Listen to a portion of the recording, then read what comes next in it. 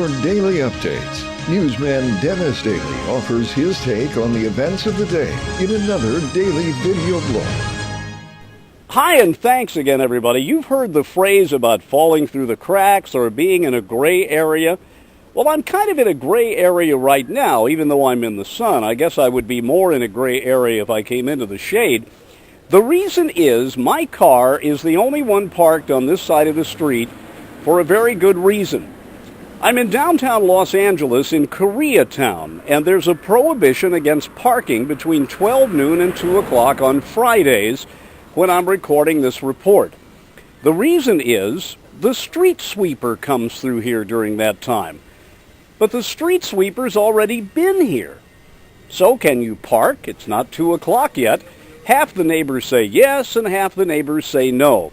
I called the non-emergency number at Los Angeles Police and got a very nice lady who said, well, it depends upon the officer who comes by. That's why I'm in a gray area. But at least in this neighborhood, the signs are easy to see. And drivers must have seen them because, as you can see, only my car is keeping a lonely vigil. Parking problems, of course, go back as far as the wheel.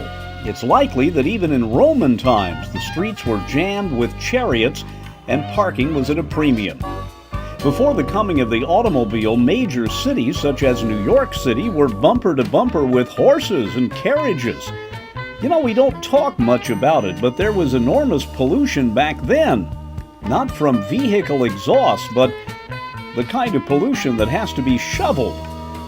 But it was in the major urban areas that there were fledgling attempts to build special spaces to park cars. Many of these garages were in basements in old buildings with very narrow entrances and cramped parking areas. Cars were stacked on top of each other in some, using innovative open elevators. As the number of cars grew, more and more cities began to enact stricter and stricter parking laws, many of them prohibiting parking in curb lanes during rush hour. Cities soon found that enforcing the rules and imposing heavy fines was a great way to increase city revenue. So the next time you try to park in an urban area, beware of this guy, the street cleaner. Check to make sure where you can and can't park. Personally, I think that street sweeping machines don't really clean the streets. They just justify the rules that clean out our pockets. So I guess I'll just stand here and wait. If 2 o'clock comes along, then I'm in like Flint. If a police officer comes along before 2, I'll have to explain to him why I'm here. I hope it's Joe Friday. Well, it is Friday. At least on tape it's Friday. I'm Dennis Daily with your daily news update.